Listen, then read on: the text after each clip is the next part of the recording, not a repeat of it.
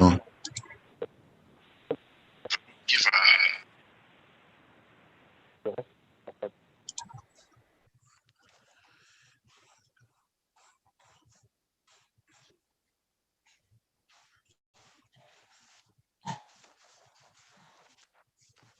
Et je vous salue tous, hein, c'est fraternellement. On est obligé de fonctionner avec la technologie et j'aurais bien aimé vous voir de plus près. Le confinement oblige, mais nous sommes tous dans le même esprit puisque nous sommes là pour adorer et partager la parole de Dieu. De sorte qu'il y a des visages que je n'ai pas vus depuis longtemps et ça me fait plaisir de vous voir pour ceux qui ont décidé de révéler leur face. Alors je vous inviterai, ce message il est en... Je vous invite donc à prier ensemble avant d'ouvrir les paroles les pages de nos Bibles. Seigneur, nous voulons te louer, te bénir, t'exalter, te remercier pour la vie. Nous voulons nous laisser diriger par ton Esprit Saint afin que le message que tu voudrais nous faire partager ce matin, que nous puissions l'accueillir avec un esprit ouvert. Nous prions pour ceux qui ne sont pas capables de se connecter au nom de Jésus. Amen. Ce matin, je voudrais partager avec vous un texte, le contexte d'un texte que nous utilisons très souvent et qui se trouve dans Jérémie chapitre 29 au verset 11. Le chapitre 29, le verset 11 à 14, texte très souvent utilisé. J'aimerais nous inviter aujourd'hui à aller dans le contexte de ce texte. Au chapitre 29, verset 11, nous lisons « Je connais, moi, les plans que je prépare à votre intention. Non pas des plans de malheur, mais des plans de paix, afin de vous donner un avenir et un espoir. Alors vous m'invoquerez et vous partirez. Vous me prierez et je vous entendrai. Vous me rechercherez et vous me trouverez, car vous me rechercherez de tout votre cœur. Je me laisserai trouver par vous, déclaration du Seigneur, et je rétablirai votre situation. Je vous rassemblerai de toutes les nations et de tous les lieux où je vous ai bannis, déclaration du Seigneur, et je vous ramènerai en ce lieu d'où je vous ai exilé. » Alors, si nous revenons dans ce chapitre, déclaration 29, du Seigneur, nous transporte dans les commencements du règne de Sédécias. Il fait revivre sous nos yeux la situation nouvelle où se trouvait le peuple d'Israël à la suite de la première déportation. Et lui, le prophète était partagé comme en deux tronçons qui aspirent à se rejoindre sur le sol de la patrie. Tandis que ceux qui étaient restés à Canaan étaient en train de s'enorgueillir de ce privilège d'être restés en Canaan au chapitre 24 et se berçaient de l'espoir que l'orage qui avait passé sur eux ne les atteindrait pas au chapitre 25. Les Israélites déportés qui formaient l'élite de la nation attendaient le retour en Canaan avec la chute prochaine de leur vainqueur. Les uns et les autres étaient fortifiés dans des pensées présomptueuses par les faux prophètes qui vivaient en grand nombre au milieu d'eux. Et le prophète de Dieu, lui, Jérémie, se devait à ses compatriotes exilés comme à ceux qui se trouvaient encore sur le sol de la patrie. Et le chapitre 29 contient l'extrait d'une lettre par lui au premier et destiné à les remettre dans la vérité de la situation que nous retrouvons du verset 4 à 19 que nous allons lire. La fin de cette lettre est une menace contre deux des faux prophètes qui vivaient qui vivaient en captivité, Akab et Sédécias. Et la fin du chapitre a trait à l'incident du prophète Sémaïa provoqué par la lettre de Jérémie envoyée à Babylone. Alors, voilà le contexte. Et au chapitre 28, il y a un prophète qui s'appelle Anania. Si vous prenez vos Bibles au chapitre 28, le prophète Anania va faire de belles promesses.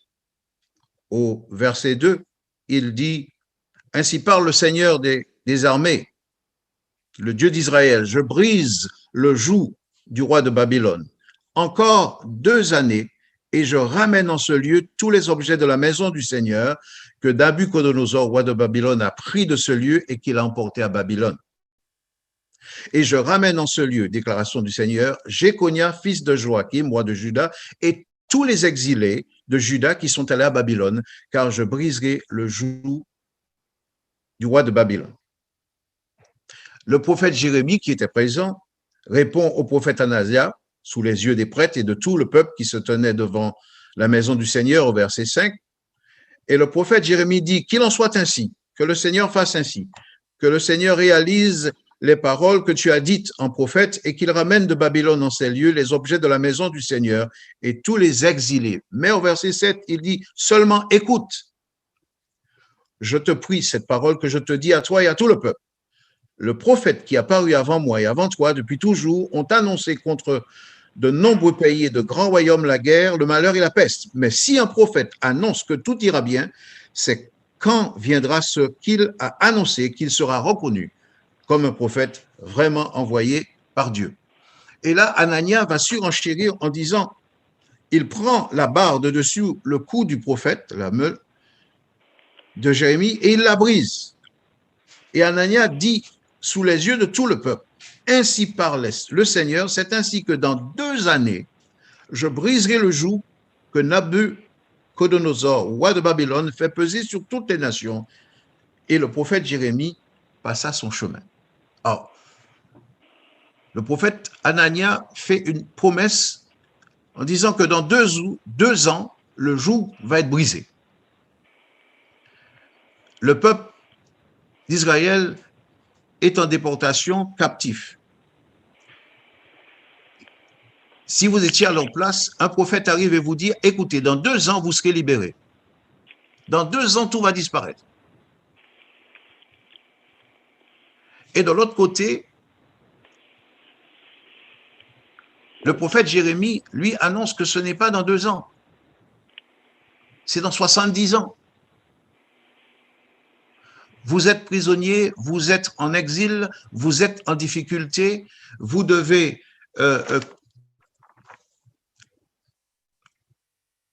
vivre en captivité pratiquement, sous l'oppression, sous le contrôle d'un gouvernement qui n'est pas le vôtre. Et là, un prophète, il y en avait beaucoup à l'époque, vous dit, écoutez, dans 2 ans, vos problèmes vont être terminés. Dans 2 ans, vous allez pouvoir vous retrouver en toute paix. Vous allez pouvoir reconstruire une nouvelle vie. Vous allez retrouver la normalité. Vous allez sortir de votre confinement. Et là, Jérémie entend le prophète annoncer cela au peuple. Anania est prophète et il se dit, bon, au lieu de me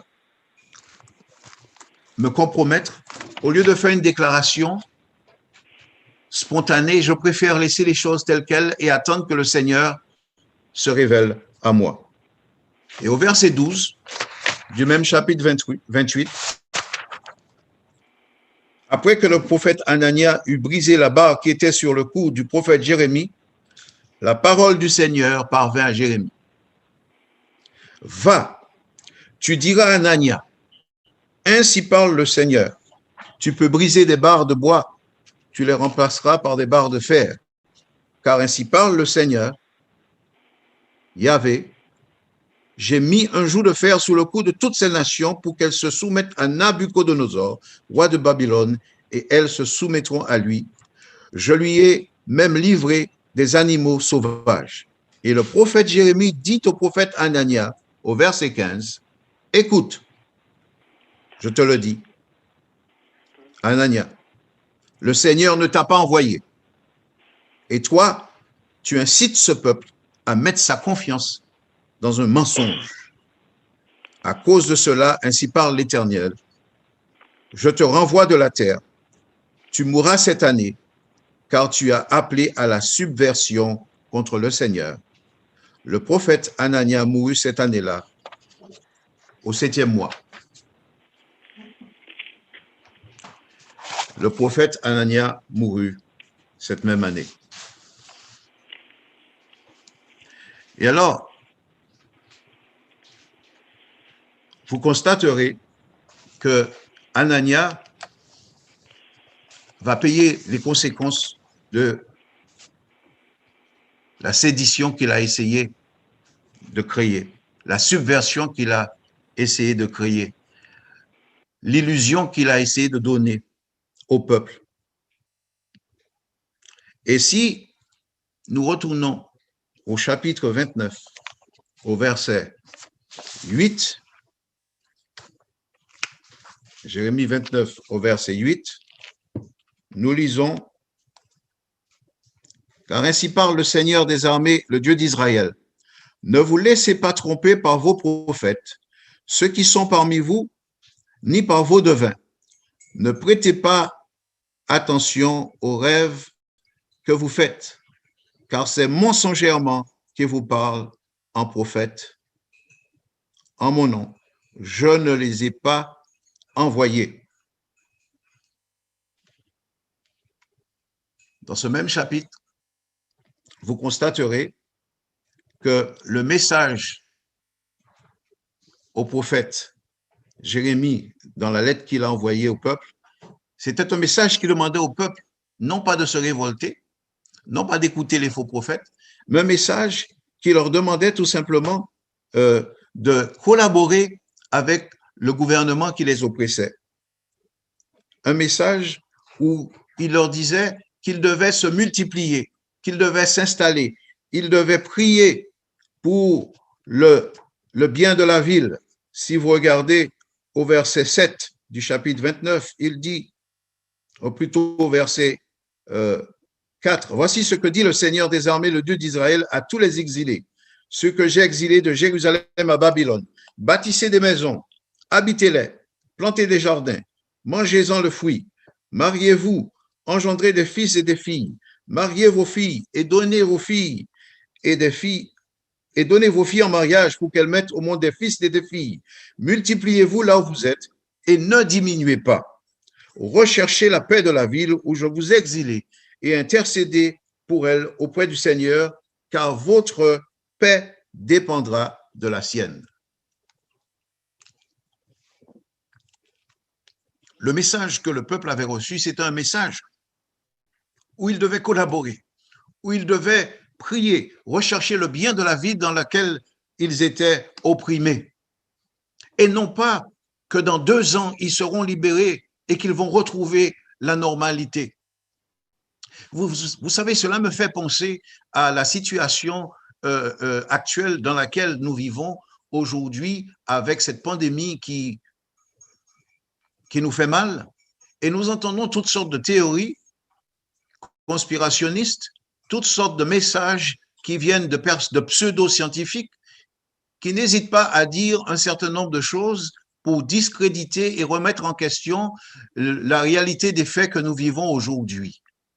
Et certains vous disent, dans quelque temps, non, il n'y a pas de Covid. D'autres vous disent, d'ici quelque temps, pourquoi ont-ils trouvé un vaccin aussi rapidement? Et vous entendez toutes sortes de rumeurs et d'opinions.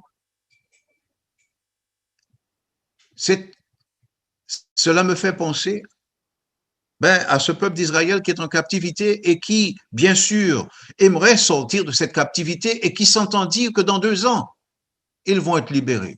Et puis de l'autre côté, ils entendent le prophète envoyé de Dieu qui dit non, vous êtes en captivité pendant 70 ans.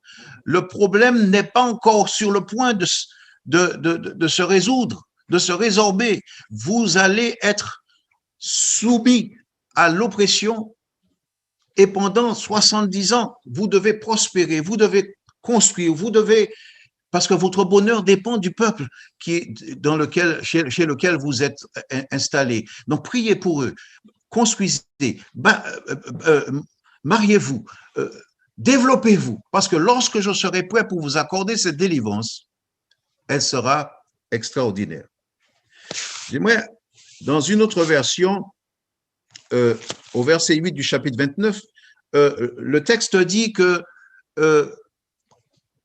c'est le peuple qui pousse les prophètes à prophétiser des paroles qui leur fassent du bien. En d'autres termes, vos songes que vous faites songer. Littéralement, c'est ce que ça veut dire. C'est vous provoquez les songes ou les prédictions des prophètes qui sont parmi vous. En d'autres termes, vous alimentez ces prophètes-là. Et ce sont des mensonges qu'ils vous apportent parce que ces prophètes n'étaient pas envoyés de Dieu. Oui, il y en avait plein de prophètes, il y avait certains qui parlaient de la part de Dieu, mais il y en avait plein qui n'étaient pas envoyés de Dieu. Alors, le prophète Jérémie leur dit, recherchez le bien de la ville pendant que vous y êtes, parce que c'est la règle de conduite qui sera donnée plus tard aux chrétiens par rapport à l'État, sous la protection duquel nous sommes appelés à vivre. Souhaitez le meilleur du pays où vous êtes, dans l'espoir d'y trouver une issue conforme à ses propres vues. C'est pour ne rien dire de plus, méconnaître nos propres intérêts. Les habitants du même sol sont trop solidaires entre eux pour le malheur de l'un puisse faire le bonheur des autres. L'enfant de Dieu doit faire descendre la bénédiction sur la société qui l'a reçu et qui le protège. Ça, c'est le principe. Ce peuple était dans des conditions difficiles. Et on lui fait dire que, OK, vous allez être libérés dans 2 ans. Si vous étiez à leur place, de quel côté iriez-vous? De quel côté pencheriez-vous? Quel serait votre choix? Écoutez ces prophètes, teaseurs de bonne aventure, qui vous dit dans 2 ans, vous serez libérés.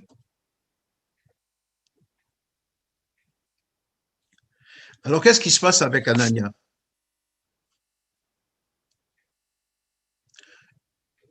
Le prophète Jérémie lui dit, écoutez, ce n'est pas Dieu qui vous a envoyé, et Dieu a décidé qu'il va briser le jour sur votre cou. Et dans le verset 17 au chapitre 28, le texte nous dit, le prophète Anania mourut cette année-là, au 7e mois. Je voudrais revenir en arrière sur le verset 15. Il dit, et le prophète Jérémie dit au prophète Anania, écoute, je te prie, le Seigneur ne t'a pas envoyé. Et toi, tu incites ce peuple à mettre sa confiance dans un mensonge. À cause de cela, ainsi parle l'Éternel, je te renvoie de la terre, tu mourras cette année, car tu as appelé à la subversion contre le Seigneur. Ça paraît très bizarre. Anania leur dit, écoutez, dans 2 ans, vous allez être libérés, et la sentence du Seigneur, de notre Dieu, c'est dans 2 mois, 3, Anania, tu seras terrassé. Parce que dans le texte, c'est le 5e mois du règne de Sédécias que le prophète Anania va parler, et 2 mois après, le 7e mois, donc il s'est passé 2 mois. Il propose 2 ans, mais le coup près de Dieu a été fatal pour lui. Il lui a dit, non, tu induis le peuple en erreur. Tu as provoqué ce peuple. Tu l'as amené à croire à des mensonges, alors que moi, j'ai prédit qu'il faudrait 70 ans pour qu'il soit, avant qu'il ne soit libéré, puisque tu as induit le peuple dans le mensonge. Je te congédie de la vie, et dans 2 mois, tu vas disparaître. Ta parole a été une révolte contre l'Éternel. D'abord parce qu'elle ne vient pas de l'Éternel, puis parce qu'elle détourne le peuple du seul parti qu'il devait prendre, celui de se soumettre humblement au châtiment divin. Et bien sûr, nous avons dit le 7e mois, c'est-à-dire 2 mois après que cela ne se soit passé, il est décédé. Alors, là, nous amenons maintenant au verset 11 du chapitre 29.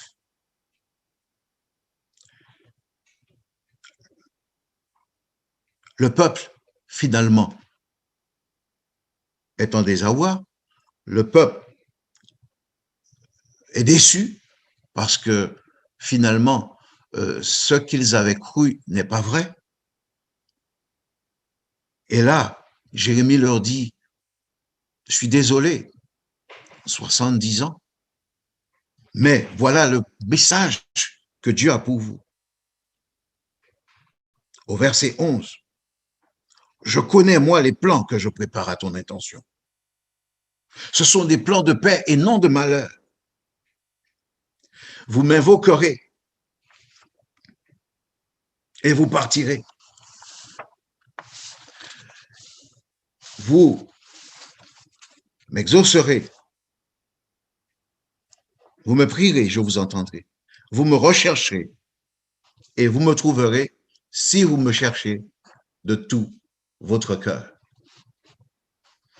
Si nous regardons la première, nous avons ici un message, une procédure, une démarche que le Seigneur invite le peuple à faire. Mais il lui dit, je connais, verset 11, je connais que votre cœur ne se trouble pas. Je sais ce que vous êtes en train d'endurer, étant en captivité. Je sais les difficultés au travers desquelles vous passez. C'est vrai que la situation est difficile, mais la bénédiction qui s'en vient sera une bénédiction extraordinaire pour vous.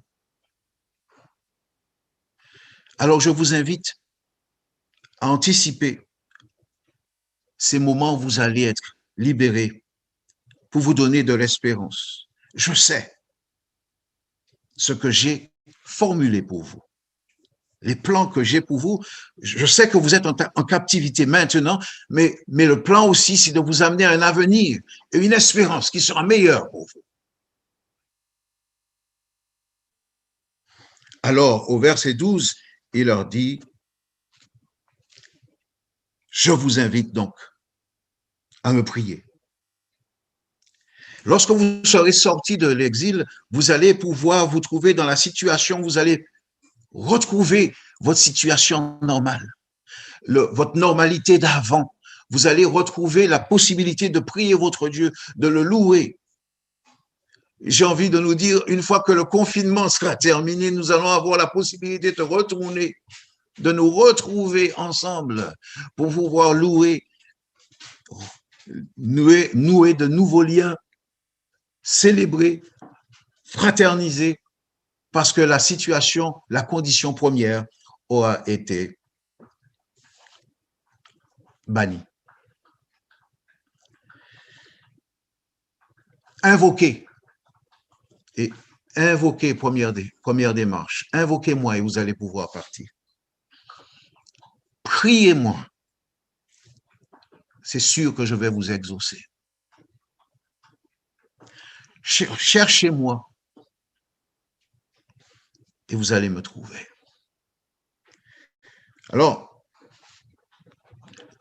il est remarquable de voir que la première grâce que le prophète annonce pour l'avenir qui est promis dans ce verset 11, soit le droit qui est rendu au peuple de prier son Dieu, comme nous avons dit. C'est une condition importante. La prière, c'est une grâce. Il leur dit au verset 13, vous me chercherez. Troisième condition, de tout votre cœur. Vous savez, il y a chercher et chercher. Les faux prophètes cherchaient Dieu, sans doute, mais ils le cherchaient pour la satisfaction de la chair et non pour la satisfaction, pour la sanctification du cœur. Et c'est pour cela que l'invitation est, vous devez me chercher de tout votre cœur. Dans Deutéronome, verset 4, chapitre 4.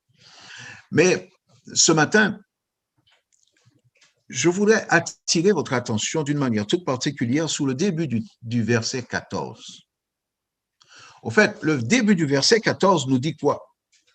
Je me laisserai trouver par vous. Je trouve cette phrase d'une importance capitale ce matin. C'est vrai, il nous donne la démarche. Pardon. Il dit, je connais les plans que j'ai pour vous. Je connais les projets que j'ai pour vous. Je sais que vous avez été déçus par les faux prophètes qui vous ont annoncé 2 ans au lieu de 70 ans. Je sais tout ce que vous êtes en train d'endurer. Je connais. Mais je connais aussi, moi, votre concepteur, moi, votre designer, moi, le Dieu de la création, moi qui vous ai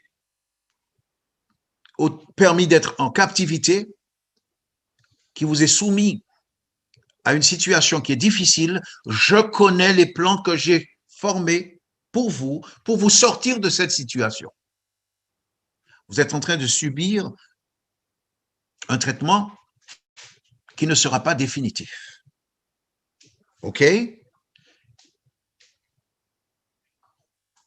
Il dit, recherchez le bien de la ville où vous êtes. Plantez, bâtissez, développez-vous. Mais sachez, n'oubliez jamais que j'ai prévu votre sortie, j'ai prévu votre libération. Donc, à travers, quelles que soient les difficultés que vous êtes, continuez à grandir, continuez à apprécier la relation avec moi, parce que je suis le Dieu de votre salut. Je suis le Dieu qui va vous libérer. Et ensuite, il dit, je vous invite à prier. Je vous invite à me rechercher de tout votre cœur, à maintenir votre relation de tout votre cœur avec moi. Et au verset 14, si vous me cherchez de tout votre cœur, c'est-à-dire de totalement, si vous me recherchez avec zèle, si vous me recherchez avec confiance, si vous me recherchez avec foi, vous allez me trouver. Mais je me laisserai trouver par vous. C'est une phrase que j'aime beaucoup parce que c'est une phrase remplie d'espérance qui est en train de me dire que le Dieu que nous servons, le Dieu qui nous parle, le Dieu auquel nous sommes connectés, nous dit qu'il va se placer dans notre trajectoire pour que nous puissions le trouver. C'est ainsi que je comprends ce texte. Il va se rendre disponible, il va se rendre accessible. Je me laisserai trouver par vous. Il y a tant de prophètes qui circulent parmi vous. Mais moi, votre Dieu, vous allez me trouver si vous me cherchez de tout votre cœur. Vous allez me trouver si vous vous placez dans une relation authentique avec moi. Le cœur, le siège de la conscience, le siège de la pensée. Si vos pensées sont tournées vers moi. Si vous me donnez la priorité, vous allez me trouver. Mais non seulement cela, je vais faire en sorte que vous me trouviez. Vous voyez, c'est extraordinaire. C'est-à-dire quand nous cherchons Dieu, Dieu se place dans notre trajectoire. J'ai envie de traduire ce texte par une petite illustration. C'est comme un parent avec ses enfants. Et puis, il est en train de jouer à cache-cache avec ses enfants. Et puis, il fait en sorte que l'enfant puisse le trouver. Et puis, lorsque l'enfant le trouve, l'enfant dit « Ah, daddy, je t'ai trouvé ». Mais au fait, le père a créé les conditions pour que l'enfant puisse le trouver. Et le Dieu que nous servons ce matin, c'est un Dieu qui se propose de se laisser trouver par nous. Il dit, OK, vous avez passé par des difficultés. Il y a des personnes mal intentionnées qui vous ont induit en erreur, dont Anania. Il vous a donné que du mensonge. Il vous a bercé d'illusions. Il a même blasphémé contre Dieu en disant des mensonges, en prétendant que c'est Dieu qui l'envoie. Il vous a invité à vous préparer à partir dans 2 ans, à risquer même de vous mettre en difficulté avec Nebuchadnezzar, qui risquerait d'user de représailles si le peuple tentait de se libérer lui-même, puisqu'on lui a dit que dans 2 ans, il devrait être libéré. Le prophète Anania a cherché à les impressionner, à les induire en erreur, à exploiter leur angoisse, à exploiter l'excitation qui existait au sein du peuple lorsqu'il a dit « vous allez être libérés ». Et alors, bien sûr, j'ai envie de dire même qu'il a exploité la naïveté du peuple. Il a exploité la vulnérabilité du peuple, comme cela se fait beaucoup autour de nous, où des pseudo-prophètes ou des pseudo-prédicateurs au nom de Dieu exploitent les personnes qui sont vulnérables, les personnes qui passent par des moments difficiles et leur font de belles promesses, alors que c'eût été tout simplement indispensable de mettre ces personnes en connexion avec Dieu, parce qu'il dit que c'est moi qui ai des plans pour vous, des plans de bonheur, pour vous donner un avenir et de l'espérance. Il dit, vous allez m'invoquer et vous allez me chercher. Vous allez prier et vous allez partir. Je me laisserai trouver par vous. Et ce Dieu qui se laisse trouver, c'est lui qui prend l'initiative. Et je loue Dieu de ce qu'il est celui qui prend l'initiative. Même depuis l'Éden, c'est lui qui a pris l'initiative d'aller au jardin et de dire en fin de journée à Adam et Ève, où êtes-vous? Lorsqu'Adam et Ève ont rompu la relation avec lui, c'est lui qui a pris l'initiative en leur disant, mais où êtes-vous? Il les a appelés, il est allé les rejoindre, il s'est montré proche d'eux. C'est un Dieu relationnel, un Dieu qui veut maintenir le lien avec ses créatures. Ce même Dieu nous dit sur la plume de Jérémie au chapitre 1er au verset 18, « Venez et plaidons, dit l'Éternel. Venez, négocions, dit l'Éternel. Si vos péchés sont comme le cramoisi, ils deviendront blancs comme la neige. Venez et négocions. » Je trouve ce mot extraordinaire. Bon, il y a des questions de traduction, mais dans plusieurs versions, vous avez « venez et plaidons »,« venez et négocions »,« venez et raisonnons ». Le Dieu que nous servons est un Dieu relationnel qui ne prend pas une décision unilatérale, mais qui veut se préoccuper de nous. La décision unilatérale qu'il a prise, c'est de nous aimer. Il nous aime inconditionnellement, il nous aime malgré nous et il nous aime malgré tout. Mais il nous laisse cette possibilité d'exercer notre libre arbitre, notre volonté, laquelle il nous a donné dès la création en créant l'homme avec la liberté, le libre arbitre de choisir. Et là, il nous dit, venez et plaidons, venez et négocions. Je sais ce que vous vivez, je sais ce par lequel vous passez, je connais vos difficultés. Venez, assoyons-nous ensemble, discutons-en. Ouvrez votre cœur, parlez-moi et j'ai votre intérêt à cœur. Venez. C'est ce même Dieu qui, dans l'Apocalypse, déclare, voici, je me tiens à la porte et je frappe. Si quelqu'un entend ma voix et ouvre, j'entrerai chez lui et je dînerai avec lui dans un face-à-face. Le Dieu d'Israël, le Dieu de Jacob, le Dieu de l'Ancien Testament, le Dieu du Nouveau Testament nous invite ce matin à l'appeler, à nous asseoir avec lui. Il dit, je connais les projets que j'ai formés sur vous, projets de paix et non de malheur. Je sais que vous passez par des moments difficiles. Je sais que la situation aujourd'hui contemporaine est très difficile. Des personnes dépriment, Des personnes se sentent seules. Des personnes se sentent en difficulté. Mais Dieu dit, ne vous inquiétez pas. Je suis avec vous. Je suis avec vous. Vous aurez des tribulations dans le monde, mais je suis avec vous. Et je suis tenté de dire à tous ceux qui se sentent seuls en ce moment, tournez vos regards vers Jésus. Et à tous ceux qui ont les moyens d'entrer en contact avec ceux qui sont seuls, je les invite et je nous invite à le faire également, pour que nous soyons solidaires les uns des autres. Mais ce matin, le Dieu que nous servons, tout comme il a dit au peuple d'Israël, ne vous laissez pas séduire par les faux prophètes. Ne vous laissez pas entraîner dans des directions qui ne sont pas celles que j'ai prévues pour vous. N'écoutez pas vos devins dont vous provoquez les songes. Ne vous laissez pas séduire par toutes sortes de théories, toutes sortes de nouvelles idées, idéologies. Laissez-vous mener par l'Esprit de Dieu qui vous guide dans un terrain sûr, dans un itinéraire sûr, qui est celui de la relation avec Dieu et qui va vous amener à l'éternité. C'est là mes mots d'encouragement pour vous ce matin.